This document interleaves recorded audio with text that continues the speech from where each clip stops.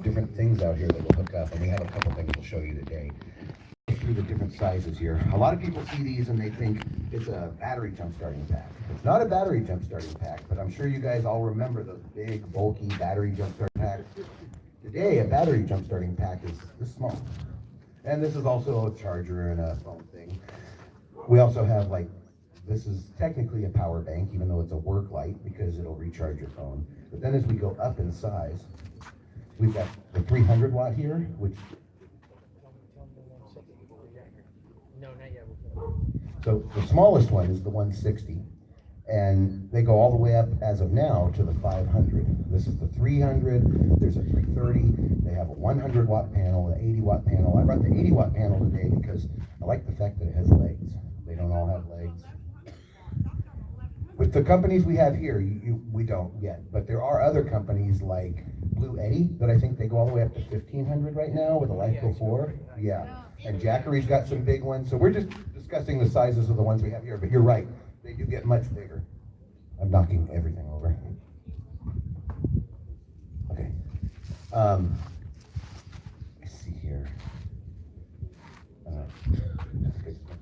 So we've got everything from the 160 all the way up to the 500 and bigger ones that we don't actually have here to show anybody right now, but they're getting bigger every year and they're learning from their mistakes. Like this one here, the first time I tried one of these, it didn't charge fast enough.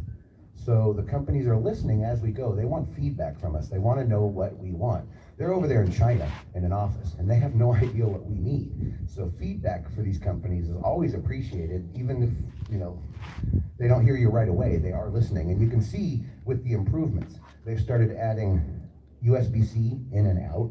So it's not just USB-C out. They started adding Quick Charge 3.0 to a lot of these. They started adding wireless charging to the top. Every year they improve a little bit, and the way they improve is by listening to us and listening to things like this, and we'll probably do some questions at the end too. But maybe we can get some new feedback from that. So what can it do? What can the different sizes do? Starting off with the 160, and you'll typically find that lithium packs are not even numbers, they're really oddball numbers. Starting with the 160, that'll be good for charging a cell phone, for charging a laptop, for running maybe one of those small portable DVD players or a small similar size screen, tablet, etc., etc. You would be surprised at what they can run. This one will even run my air compressor. We have a full-size air compressor that can run air tools, and it will run it, but it will not run it for that long. So on any of these, you can pretty much run whatever you want off of them within reason. Again, not a welder. But the question is, how much time can you run your appliances for? So you have the 160 here, which say I have a 50 watt MacBook, which I actually have right behind me, and about full charge, watching some YouTube videos, charging the battery, that puppy will draw around 50 or 60 watts. So what you can do to determine the size of battery that you need is just divide the watts by the watts of your appliance by the watts of the unit, and then calculate it out in hours, because wattage is actually measured in hours. It's watts per hour. So if I have a 60 watt MacBook and I have a 160 watt power station, we have any math geniuses out here? About 3 hours? About 3 hours is what I'm looking at. Maybe a little bit less. Maybe a little bit more. I'm getting points in both directions from people here. So the way you can really do that is 60 watts per hour times 3 is going to be 180 watts. It's a 160 watt battery pack. It's going to die a little bit before that 3 hour mark. So what I'm getting at is you can look at the back of any device and you can see what its maximum power draw is, then divide your lithium power pack by that number, and it'll tell you how long you can run that device for. And the way that you want to size yourself for a lithium battery pack is to ask yourself, how many hours per night you need to run your appliance. So if I need to run my MacBook for 3 hours and it takes 60 watts of power, 160 watt system is not going to be enough for me, but that 300 watt will. And so, long story short, the point I'm trying to make there is, just like with solar, bigger is not always better. As you get bigger with these, they will take up more space in your rig. They will also take much longer to charge. So you may not end up having a unit that you're able to fully charge. So the best way to go about sizing the lithium power packs is to look on the back of your devices, calculate out your usage, and see what unit size you need. He totally reminded me of something that's, I'll have to jump ahead here. When it comes to calculating the life of your power station, as I was saying earlier, these companies are actually listening to us and they're trying to improve every new generation. This, the Rockpals 500, actually has an hour estimator built into it to let you know how much time you approximately have left. So you can literally plug something in, like this little 250 watt ceramic heater on a 500 watt power station. I'm gonna guess we'll get a couple hours. It has a 50 watt charge, so let me see what it'll tell us here. I mean, not a 50 watt, a 50% charge. I wish that thing would charge it up. Huh? I wish that thing would charge it up. Yeah, I know. I have 2 little space heaters at home, and I can run 2 of them off of this one, but that eats the power twice as fast. If anybody's curious, you can come up and feel the heat coming out of this, but according to this, and one thing they do, you guys know what a kilowatt meter is? A kilowatt meter is a device that helps you determine how much power your devices are taking. You plug it into a standard wall outlet, you plug your device in, and you look at it, and it tells you, okay, I'm drawing 40 watts, I'm drawing 80 watts, 200 watts, so on and so forth. So right now we have this little 250 watt heater running off of the Rockpals 500. And according to this, we have 261 minutes of runtime with a 65% charge, no, a 50% charge, drawing only 66 watts. That's why it's giving me, that's actually hours, sorry. This isn't as big as I thought it was, but that's even better. The smaller heater, the longer you can run it. And if you're running something like this for a heater, which isn't really the best use, but you can warm up a small space like a van or a motorhome. I have a 250 watt power station, a little bit smaller than this, and I'll get about an hour and a half with one of my 250 watt power stations. So I won't run it constant. I'll run it for like a half hour in the morning, and then I'll do it for like 15 minutes at night just to take the edge off in my place, shut it off, turn it back on for another 15 minutes, and then do the same thing the next morning before going and charging again. So that's what I wanted to say.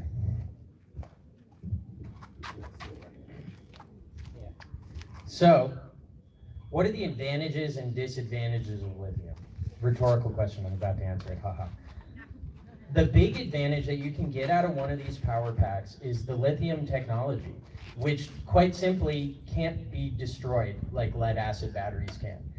It's a really unfortunate thing that I see a lot on the road is people going gung-ho and getting a lot of solar and forgetting one connection, and next thing you know, 3 or 4 days later, your battery is down at 10.9 and your $400 set of Trojan batteries just became a $50 piece of junk.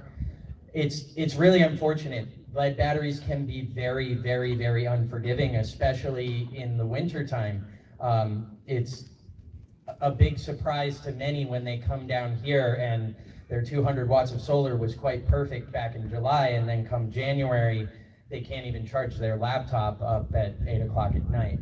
A lithium will prevent that. They don't take chronic damage from being undercharged. They don't take damage from being left at half charge. They don't take as much damage from temperature extremes. It's still something you have to be careful about, but not nearly as much. So in terms of resilience, quite simply for our applications, you can't kill them. So it is an investment that you won't murder in 6 months, and that is even resellable afterwards, because you're looking at between 3,000 and 5,000 charge cycles here, which is average expectancy of maybe 5 years on one of these power packs. By the time you hit 2-3 years, it's gonna have a whole lot of life left in it, and it's not gonna be at 50% of its charge like a lead battery would. So in terms of an investment, starting out on the road, they're a wonderful idea. And expanding into your future as well, I buy a lithium power pack and then I go install solar, is it useless? I would say no, because this can actually be brought to a campfire.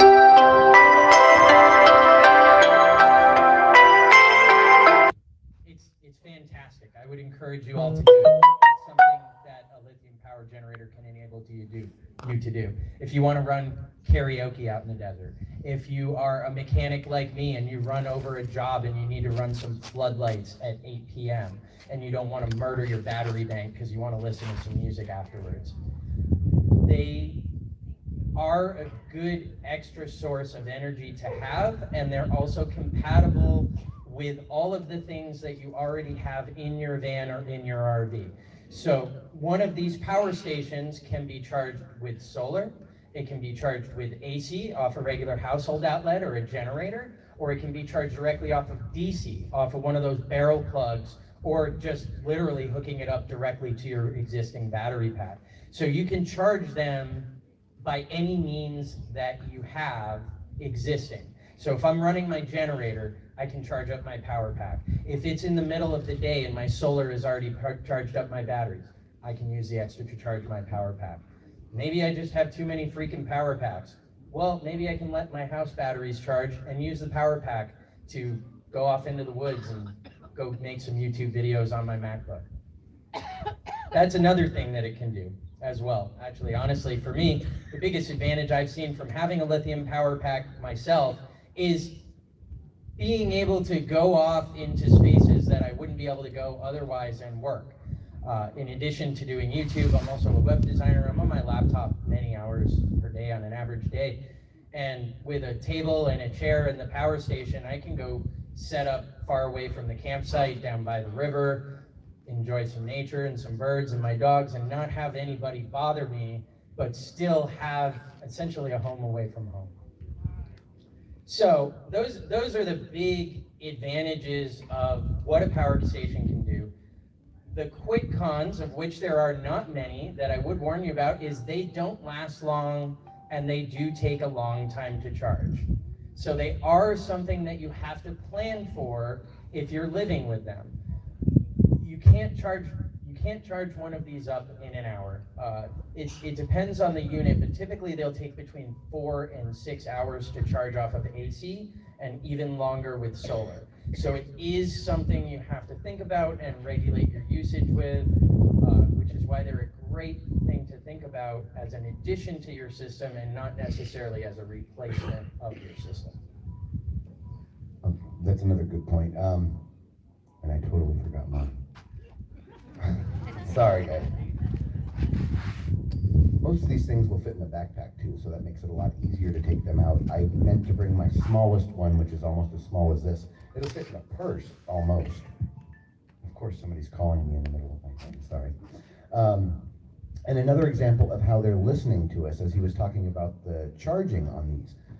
It depends on the battery chemistry too. In order to charge a lithium battery, you want to charge it slowly in order to do so safely. Some companies are going to focus more on the safety aspects and they're going to charge it a little more slowly. Some of them are going to focus a little bit less on the safety and a little bit more on pleasing the user, and they'll charge a little bit faster. But all of them are going to charge kind of slow. And they'll also charge at different rates depending on what kind of device you use. If you're charging through your wall outlet, most of them will charge the fastest through your wall outlet, or possibly your DC on your house. A solar panel is a great option too. And one of the things I like about these solar panels, and the reason I brought this one, all of the Rockpal solar panels are compatible with all the other brands of power stations. So if you're not sure what brand of power station you want to go with, that might be a good idea to get a solar panel that has all the adapters and you can change or upgrade, go to something else later. Sorry. Sorry, I keep getting distracted. Does anybody have any questions? It's probably too early for that, but I need to waste a minute. Yes? I'm wondering, I have a 240 Jackery. Yes, I'm real familiar with that. What would be the maximum solar panel wattage? Very great question. The Jackery 240 is limited on how much it can bring in. The question? Okay. She has a Jackery 240. Thank you. Call me out if I'm too quiet. I appreciate that. She has a Jackery 240, which is one that I'm very familiar with. Their 60-watt panel was the biggest panel that they recommended to use with that. And I don't believe it gets over like 40 or 50 watts max, even in the brightest sun, even at the biggest charge. Jackery's one of the slower charging ones. They're a great company, don't get me wrong, but they don't charge as fast as some of the others like Rock Pals.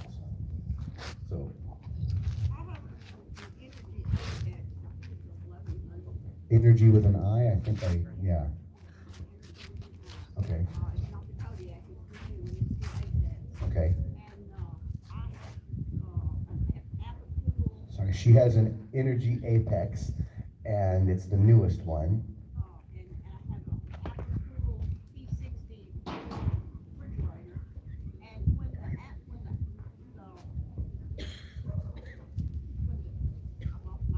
I get it. I've been doing that all day. She has a refrigerator and an energy pack. And when the energy pack gets down to 44%, which is about a little under 11 watts, Okay. it makes the refrigerator throw it out and quit working. That's not good. On television, and most of them are. Being a lithium power pack with a pure sine wave inverter, if that's what I believe it is, it should be able to provide the same amount of power all the way until it's dead. Have you tried contacting the company? And they haven't been very helpful, huh? Oh, sorry, I thought I said that, but I'll say it again. She has an energy power station with a refrigerator, a little refrigerator that she runs off of that. And when it gets down to 44%, it's not, her refrigerator gets an error message. It gets F1 code. When the generator gets down below 1100 refrigerator volts, Okay. it's not enough. Apicool. I'm not real familiar with your station, but that doesn't sound like it should do that to me. Yeah, that's a big station.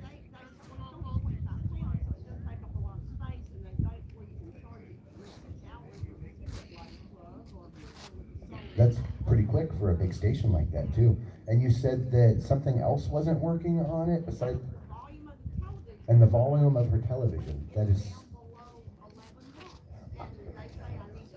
Okay, yeah, we don't.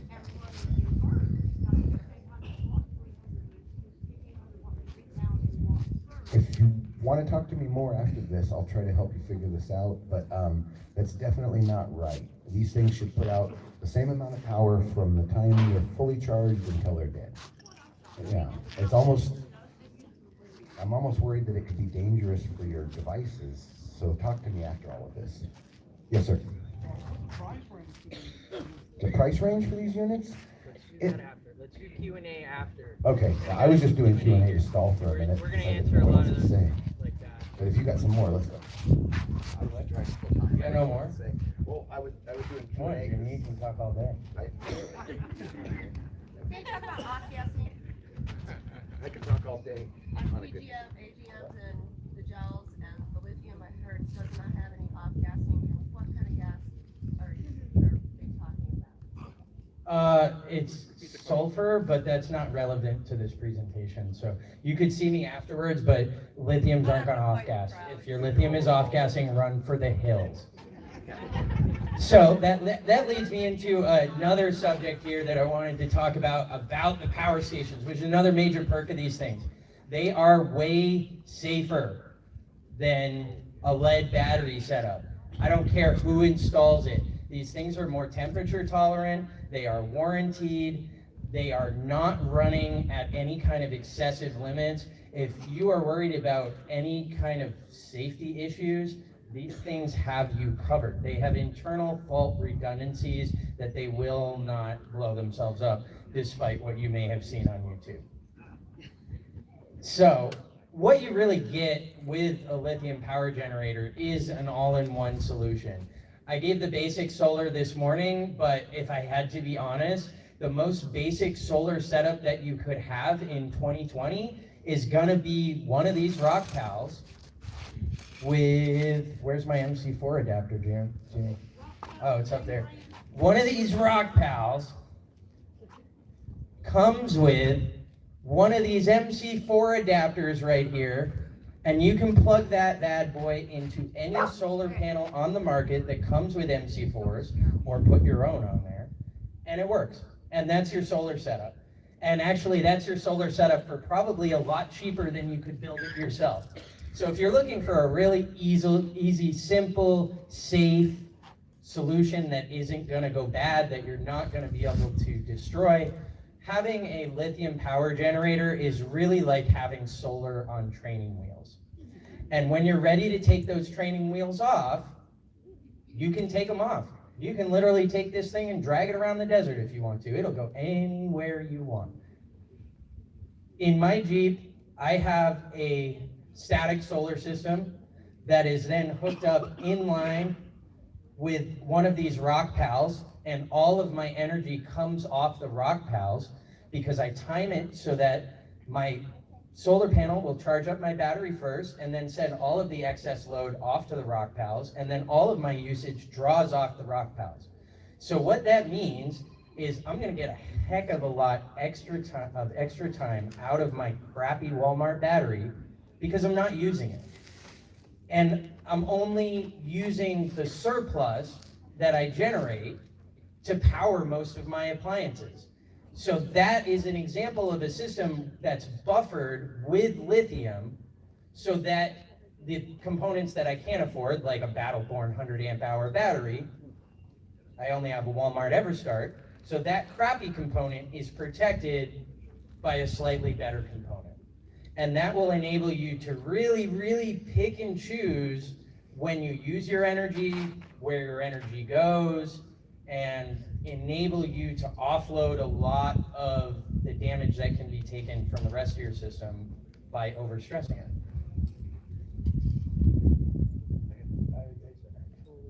I do that all the time. That's why we work together. We both like forget what we're saying and we just hand it off.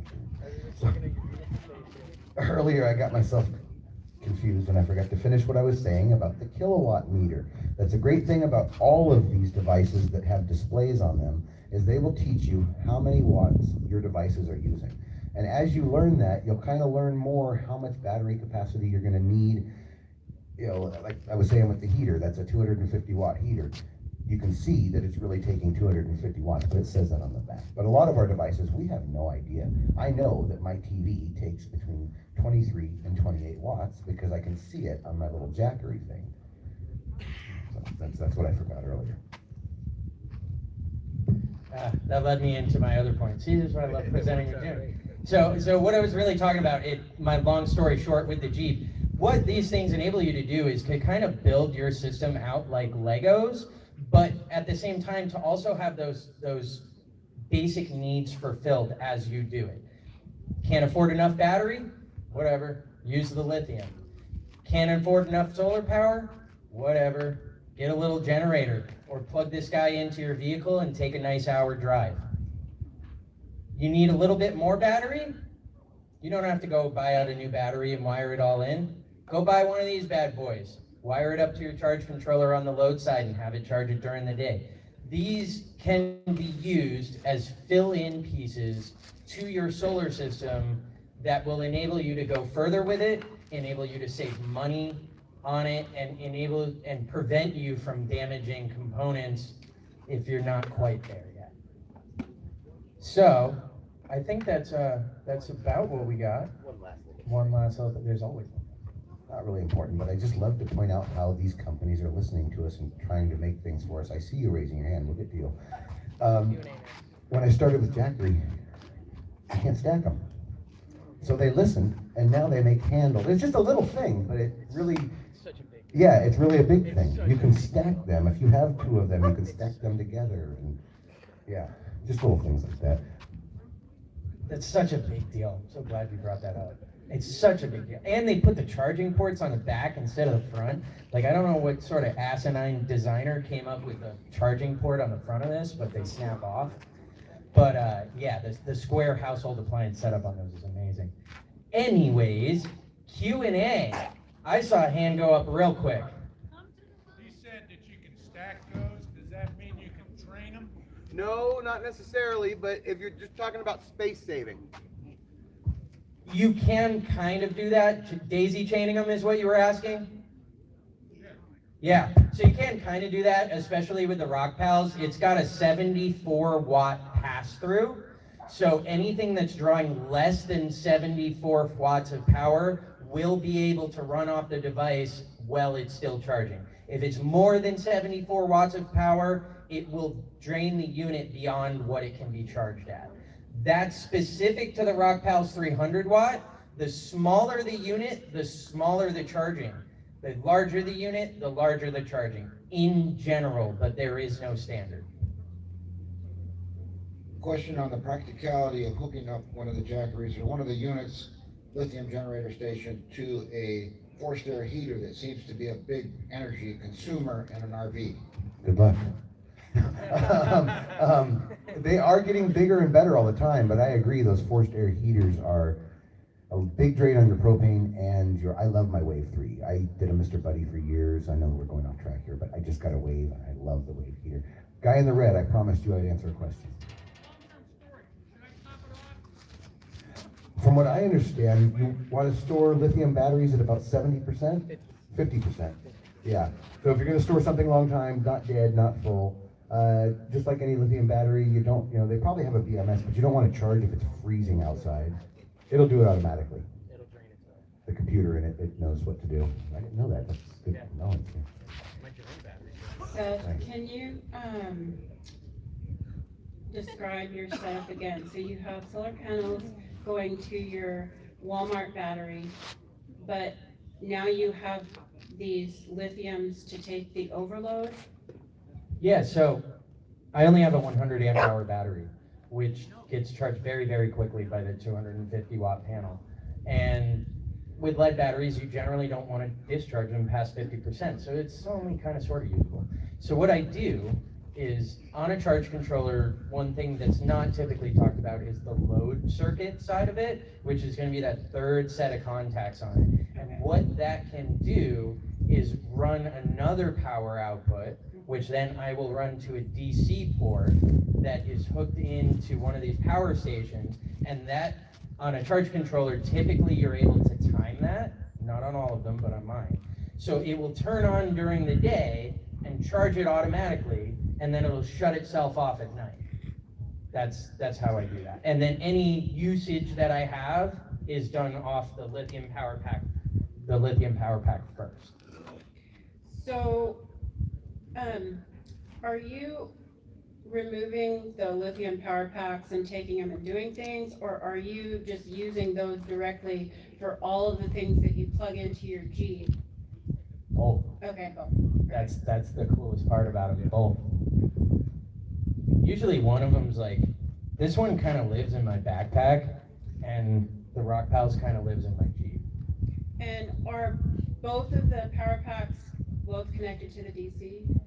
Yeah, I get them off at DC because these, like I was talking about earlier in solar, these store energy as DC energy, so every conversion there's a loss. So it's better to go DC to DC than DC to AC back to DC, so. Thank you very much. Yep, welcome. Next. Way back there? Oh, I'm sorry. Oh, no. oh, are we doing it that way? Yeah. All right, cool. Way it works, but- All right. You guys gotta fight to the death over it. No, come on up. Yeah, form a line. Not trying to jump anybody here. Yes, line. Yeah, I was just wondering, so can you charge the 300 watt power pack from the 12 volt cigarette charge? Absolutely, and that's how a lot of people do it. When you're going through the solar panel, it's still 12 volt. When you're plugging into your wall at your house, it's still converting it to 12 volt. That's one of the best ways to do it. In fact, even though I have the portable Rock Pals panel and a portable panel from one of the other companies, my main solar system is still on my house, and I do it a little differently. I drain my lead acid batteries down to about 70% every night, and then I switch over to my lithium pack so they get later in the night. I use the lead acid during the day when it's getting a charge, and then a little bit into the evening. And I started talking, and I forgot your question. I'm sorry. Repeat your question. Oh, I was Sorry. just wondering if you can charge it from your Yes, so that's what I was getting at, thank you. Yeah. That's how I do it on mine. I have a regular 300 watts on my house that go to two 6-volt lead acid batteries, and I have a cigarette lighter out. And in the daytime, unless I'm using a high draw in my house anyway, I'll just plug my power station into my 12-volt cigarette lighter. Or if you're on a long trip, you can plug it in while you're going down the road. Right. Or if you just want to idle even, you know. Okay. Cool. Thanks. Thank you, this has been really interesting. I have a van, I'm a low power, low tech, stupid system kind of girl. I have a marine battery under my hood that's connected with a float to my starter battery, so it charges when I'm driving. And then I have a 110 watt solar panel with the clips on it, and when I park like out here, I just, charge it that way. I get more power than I need because I don't charge that much, but I can see that this would be really useful as a backup, like when it was cloudy for a few days the other day. So I have two questions. One, I get now that I could charge it with the 12 volts, but if I'm not using it regularly like you all, how well does it hold the charge if I want to store it and then pull it out when I need it? Forever. So these will have intelligent charging circuits in them that will also discharge the battery. Typically, if you're not using it, I think the Rock Pals is like a week or two, it'll start to slowly discharge itself to 50% because that's the best way to store it. But we're talking over 6 months, not like a week. Lithium itself inherently has like very little discharge on its own, maybe 1% per year, if that. Okay, yeah, because that answered the other question, because he said it was supposed to store it at 50 to 70, so I thought I would want to store it fully charged, but it'll take care of that When we itself. talk store it with lithium, we're talking more like 6 months to a year than a week. Got it. And then, is there any way to charge it directly from the solar panel? All I've got is the clips on it. Yeah, so I got the adapter right here. This is the one that comes with the Rock Pals. You can check it later if you want. This plugs directly into the back of the unit with the same DC charging port that you plug it into the cigarette lighter with. And on here, there's two MC4s. So this will literally plug into that panel I got sitting back there right out of the box, or any other brand. But I just have clips on from my panel, like if you were charging a battery. Oh, alligator clips. I thought you Alligator meant clips. MC4s. No, sorry, is what no, I hear told these you, called low tech. I mean, yeah, theoretically, it's just a red and a white, or a red and black wire, so you could just cut them off and wire it directly. If it was an alligator clip, what I would do at that point is probably put a DC socket end on it, and then you could just use the stock dongle off the lithium power generator. And But I plug it use right the in. alligator clips to charge that marine battery directly. under Sure, my hood. so you can alligator clip those to a DC socket, right? Oh, yeah, okay, gotcha, and then undo it. Yeah, and then undo it, and then you don't have to modify anything. Or charge it right off your battery, and then what I would do is hook that directly to your battery, and then that way everything charged. Oh, I didn't get through with the mic fast enough. Yeah. Thank you. I was gonna give it to you. You were done You want me to talking. get up here? I can do it. You're my cameraman, thank you. Everybody, Eric, the goat guy, is running my camera for me, he's awesome, check him out. And I have YouTube stickers for my channel later if you want them, a whole bunch, but they're free. Next question.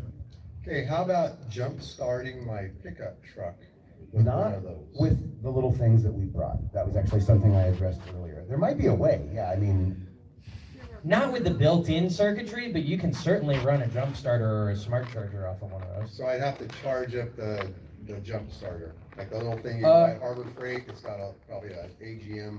So we've got a little lithium jump starter here. Jimmy's pulling out. These are just more like a battery. It doesn't have a jump starter in there per se, but it has an AC plug, so you could plug it into a regular battery jump starter like you would plug into a house wall. Or when That's what I would do. In my Jeep, if I went dead, I have a jump starter and I would just plug it into this. So what is or that you little could- device you have there? this is a Tap Life jump starting pack, KP120. You can charge your phone with it, you can carry it around in your pocket. It has USB-C in and out. It also has the 3.0 charging ports and the flashlight, but it's basically a jump starting pack. It has a little computer built in there to let you know when you hook it up if you're safe to jump start, if everything's wired correctly so you don't fry the jump starting pack and the battery. I've only actually used it once. I just got it like a week ago, and some guy with a motorcycle come over needing a jump start, and I didn't even know how to use it. And he's like, "Oh, I've used these before," and it was so simple. You just connect this to this, you don't even turn it on, you just connect the batteries and it senses and it knows, and you turn the key and it starts right up. And, 10 years ago, we had those battery jump starting packs that were like the size of that box over there, and heavy lead acid batteries. They lasted 8 months and then they were no good. People spend another $30 on it because it had an air compressor built in, but then when the battery's dead, it's no good. So technology is impressing us every day. Is there any reason that they couldn't build that in? Oh, they totally could if they really wanted to. It's a high output to turn over something like a large motor. Well, basically what that thing does is it Flashes in my eyes and blinds basically me. what this thing does is have a thing in it to bring the voltage up. So basically what it does is it brings the voltage up over 12 volts to charge the battery faster. You could charge your car off of this, and it might take a little bit longer because it's not like a higher voltage going out, but it's like this is more designed to give it like a higher voltage to start your car. Well, this would charge your a battery, but it would just take like you gotta have a little bit more patience. You could probably because it's not really designed to do that. Exactly, it's not designed to do that. Maybe if you plug like a trickle charger into the AC outlet, if it wasn't too much power and you let it go all day, but it's not gonna do the high output. Oh. Not even going through AC? On like an AC trickle charger? That's something like a battery, yeah. They're not designed for that, but it's a battery. A battery will charge a battery if you really work it. I really wouldn't ever count on it. Long story short, I would never count on it. It's not the intended design of the product. It would require a lot of extra circuitry and cost for them. They're power generators. I would think that jump starters will probably remain a separate thing indefinitely. And that's why I brought this little one, because a lot of people don't know the difference, and I really wanted to show the difference to everybody. Suwaki? Does anybody know how we really say that? I believe it's Suwaki, but I've heard so many different, Suwiki, Suwaki, Suwaki. But they have one that's also a jump starter. Oh, they do? It's like a 500 watt. So in theory, it's a battery, but they're not designed for that, like he said, unless they are designed for it, until they are designed for it, yeah. So these girls have one, and so generally, they're not designed for it. We got a lot of questions and we're running short on time, so let's get to the next one. Did I answer the last one? You did, I don't know. Okay, I have an answer to why your cooler goes off when you hit 44%, whoever that was. I can only tell you I have a Dometic and I have a Goal Zero lithium, but I talked extensively to the Goal Zero people, and what they said was the coolers are designed that when the voltage drops, they shut off so they don't suck your car battery dry when you're running on your car.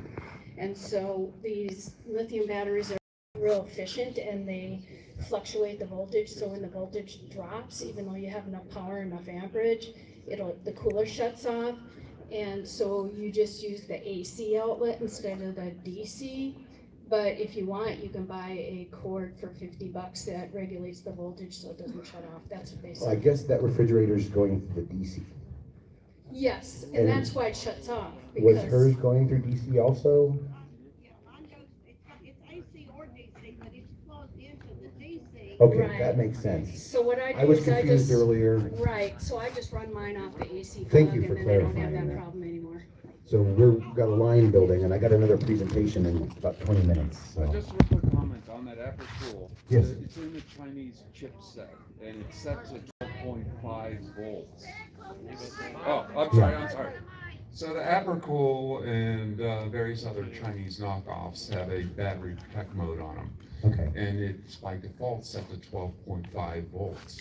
I had to change mine to 11.5 Please go to Happy volts. If you Campbell look at Oh, the video. you I'm can going to turn change this it. one off. And Yeah, then we gotta- the next Go over to one Happy is 9 Campbell's volts. What does it YouTube say? video I'm filming from. Is the question.